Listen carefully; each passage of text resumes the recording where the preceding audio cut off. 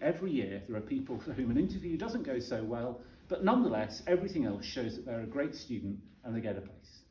And conversely, there will be other people who maybe have a blip in some aspect of their application. I don't know, maybe their GCSEs weren't so good, but there's a reason for that. Maybe they had a bad day on the test or on some other public exam that they've done hitherto. Well, fair enough. And the interview for them is an opportunity to show why that isn't the most important factor about them. That in fact they have got the interest and the enthusiasm, but also the skills and the analytical interest to be able to succeed in the kind of courses that we're doing. And the interview, I suppose, serves 2 or 3 interrelated purposes. One is simply for us to find out a little bit more about the candidate's interest and motivation and ambitions within the subject. That's helpful for us to know, especially given that for some students they're applying for a degree or a joint honours degree with us that they're not doing elsewhere, so they've not had the chance to explain that on their UCAS form. It's their chance to give us some bespoke information about their interests in the degree they're applying for with us. Another is it allows us to find out more about their understanding of the subject and their particular enthusiasms and ambitions within it. And it's not that we have a straightforward view of what those should be, but we'd like it if the candidate knew what those things are, so that they can show that they have the kind of motivation that's really going to see them through the degree reasonably effectively most of the time. But the third thing, and in many ways this is the most crucial thing, is we want to see them applying the skills that we might reasonably expect them to have developed at school and in sixth form or at college to the kind of problems and the kind of materials that are relevant to their subject. Because So hi everyone, I'm Zagam. I just finished my first year, so about to go into my second year studying history and politics here at Univ. I'm slightly old. I took a gap year after first and actually an unsuccessful application to Cambridge. So I have done this interview process twice. I'm also involved in various student politics things, including being president of the Oxford University Liberal Association. So that's a little bit about me. Great, thanks very much. Now let me tell you what we're going to do. Zagam and I are going to have 20 minutes replicating to some degree what an undergraduate interview looks like. Of course it's not going to be indicative in a precise way of the reality, because you're all here spoiling it. And of course we're face to face, whereas we would be online if we were doing this in reality. But the really big way in which it's not representative is, no pressure, Zagam is going to be too good. Because Zagam has he's got in and he's done a year of his degree already. So Zagam, not wanting to make you feel self-conscious, but you will have a certain familiarity with the kind of things that we're going to be doing, and I expect that's going to help you a little bit. So anyone watching this thinking, he seems pretty cool with all of that. Yes, he is. We spent a year helping him get pretty cool at that. But what it will show is the kind of format and the approach. And I'm going to play it as straight as I can. So I'm going to run it more or less as we would run an interview, or as we might run one style of interview.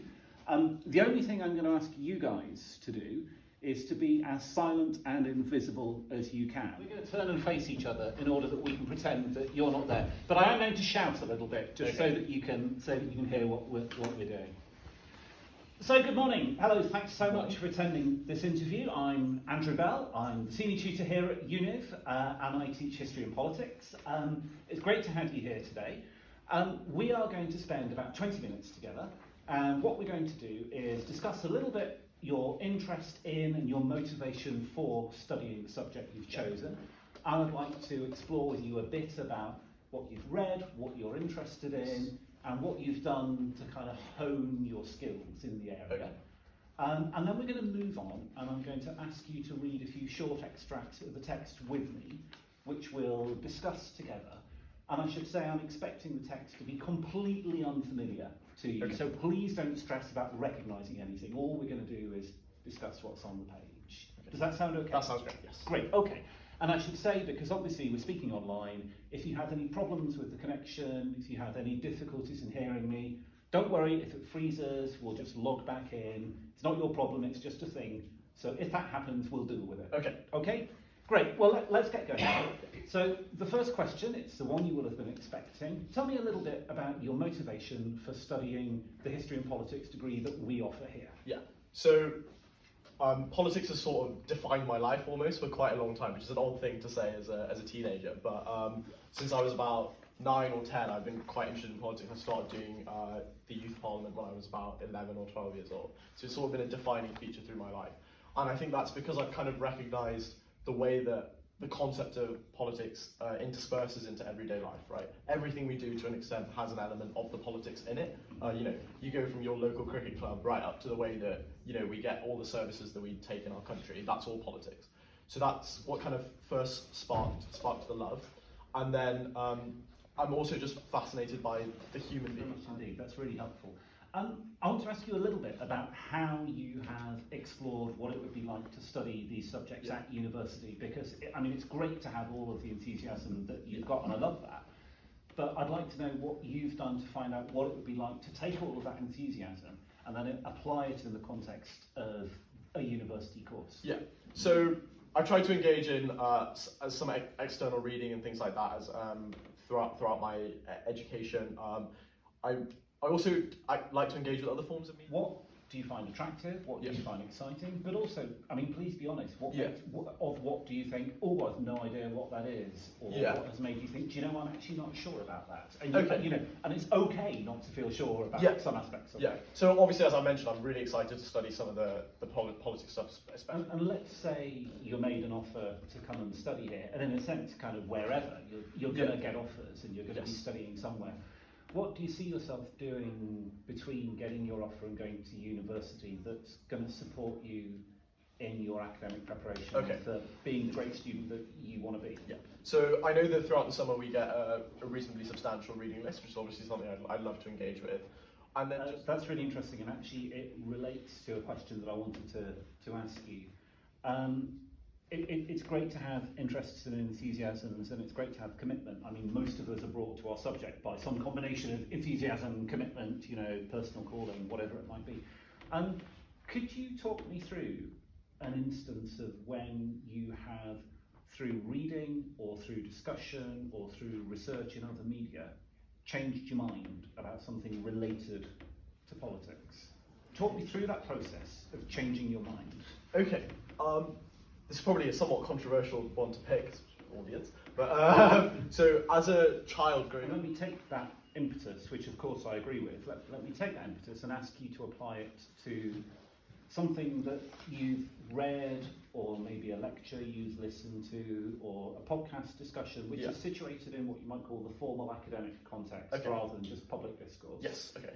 And tell me something about how a specific academic intervention, which you have given to yourself, through something you've read, through something you've listened to, has had a similar sort of effect. And it might be with relation to the same issue, or it might be something different. Okay, so probably going back to that stuff I was talking to you about dictatorships earlier. As a younger person... Let me pin you down. So what did you engage with? What were you reading?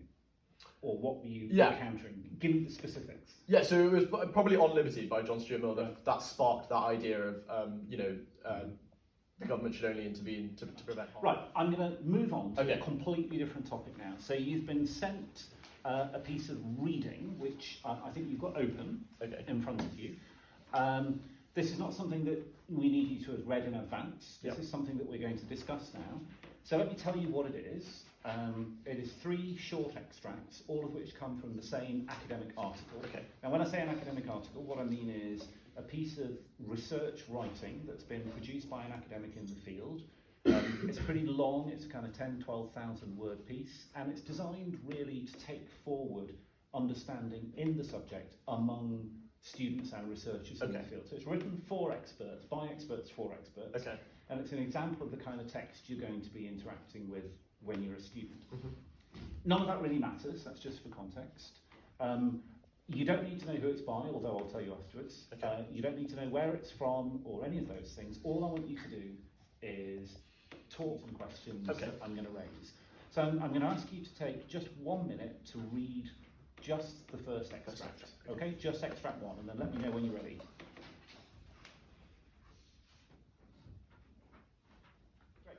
So first off, super simple question. Could you just summarise in 1 or 2 sentences what we're reading about here? Yeah, so I think it's looking at a sort of argument in international relations ideas about the role of emotions, and it's first going through positive, potentially. Yeah, exactly. That's exactly right. Great summary. And I suppose, another gloss to add to that, which doesn't contradict what you said, is simply that scholars in the field are straightforwardly more interested in the idea that emotions or interpersonal relations or the way people experience the things that are happening can be a thing that's worth thinking about in itself, both as a focus of study but also as a cause of the other things that people might be studying, or as interrelated with the other things that people might study. So, okay, so far, so easy. The idea that the way people experience things, both in small scale and large scale, is of interest to us in understanding people and processes and systems and structures. That's easy enough. But of course, it's not that easy when you start actually trying to pin it down so that you can compare like with like. In general terms, do you see as kind of the methodological problems in trying to think about the role of emotions in politics and IR? So yeah, so you're removed from the subject, and the content that you're trying to study is, I would argue, quite subjective. Although I suspect modern psychology has found... Absolutely, I think that's exactly right. And particularly that's going to be true if you're talking about the experiences of individuals. Yes. What is a decision maker, what is an actor individually experiencing, and how does that bear upon what they're doing? How do we understand the interrelation, how they're managing it, all of that, fine. What about if we're not exactly talking about individuals? So what if we're talking about, as it were, the conceptual role of emotions in the kind of structures of thinking, the structures of decision, structures of acting? Is there a way that we can start to get decisions more generally, or specifically foreign policy decisions? Well, I'm thinking in a political context. In a political context. Because of course, yes, that's sort of true. But are there ways? Is there a distinction to be made? You don't have to agree. Is there a distinction to be made between what you might call the kind of primary emotional experiences, which to some degree you might argue are common? Most people, albeit for different reasons, are capable of experiencing fear. Yes. Joy. Yeah. And there will be a degree of commonality across that. But perhaps arguably you might say there's something that's much more socially constructed, perhaps right down to a very micro level, a family, a relationship, or up to a macro level, a culture, a society. There are some things that are much more constructed, like, say, shame or guilt, to kind of say, look, there are some things that we can put over here, and there are other things that we can put over here, and the way we think about those two things is susceptible to slightly different approaches and slightly different types of study. I think perhaps the differentiation you're drawing is emotions perhaps a differential. Sorry to jump in. I don't want to direct you here. Does that mean that there is or is not quite a fundamental difference between asking the question, to what extent does fear play a role in foreign policy decision making, and to what extent does shame play a role in foreign policy decision making? Are they similar questions, or are they really different questions about really different things? They're similar in a sense that in both of them you're trying to understand the human experience, but I would say they're quite different in that one is significantly easier to measure. I think, namely fear. Right. I think you, on a macro level especially, you can see, this is like what I think Hobbes talks about when he's talking about why countries go to war, right? Mm-hmm. Like it's fear is definitely probably easier to measure.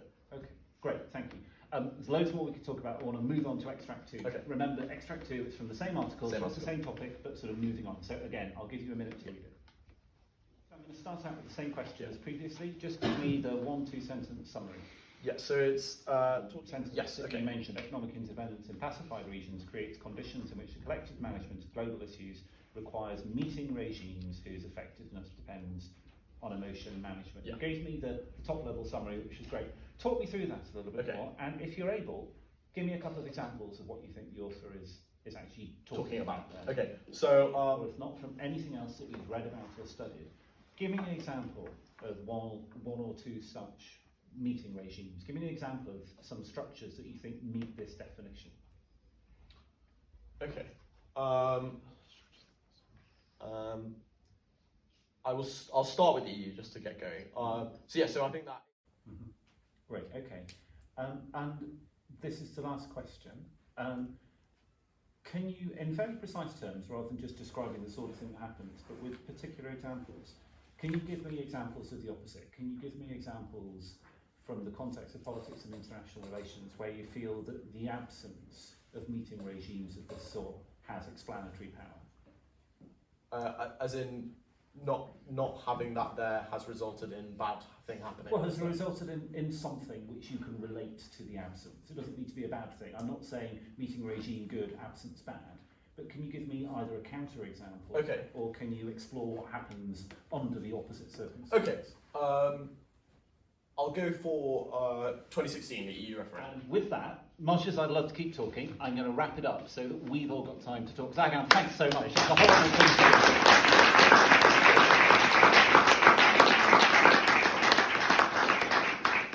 do. Okay, I'm going to open us up for discussion in a moment. But first off, Zagam, what are your reflections? I actually quite enjoyed that, but it was a bit difficult at times because you're asking me like what I'd read, and I couldn't remember what I'd read back then. Yeah. So that was a bit difficult. But no, Is there a moral of the story for people who may have an interview ahead of them? Yeah, read team. But yes, no, that was interesting, and this is quite similar to what I had in my history interview. They popped up, I think, a source and asked me to talk about the source. So definitely it felt very reminiscent of my Oxford interview, definitely. Great, thanks very much. And I mean, I'm not going to give a judgment on how well Zagam did. I mean, I would say that's one example of the good interview. There are other examples of good interviews that are quite different from that. So I suppose to say something obvious, one of the things, Zagam, that you've got is a kind of real facility for speaking quite fluently. And that will have come across, and I'm sure lots of people were thinking, wow, there's a guy who can talk convincingly and compellingly and knowledgeably, and you can. I think what I want to say at this stage is that's great, but it's also the case that people can show just the same kind of intellectual engagement and just the kind of forensic questioning with a lot more I'm not sure. And so that's one really good example, but I think there are very different, very good examples of how to do well in interviews. Okay, so let me invite questions from the floor. You're welcome to offer questions or reflections on the basis of what you've just seen, but equally you can ask anything else that's sort of more generally in your minds about the role of interviews in the application process or what you can do to prepare. No doubt you're going to ask some questions that are quite particular to your own subject. You're welcome to, but I, and indeed we, will probably try and answer in a way that's general to a wider range of subjects. So please feel free to stick your hands up, and not to discourage anyone who is not a prospective applicant, because anyone is welcome to ask questions, but I would most welcome questions from the students in the room, although others are welcome to ask. I'm going to try not to make any age-based assumptions about who is and who's not an applicant.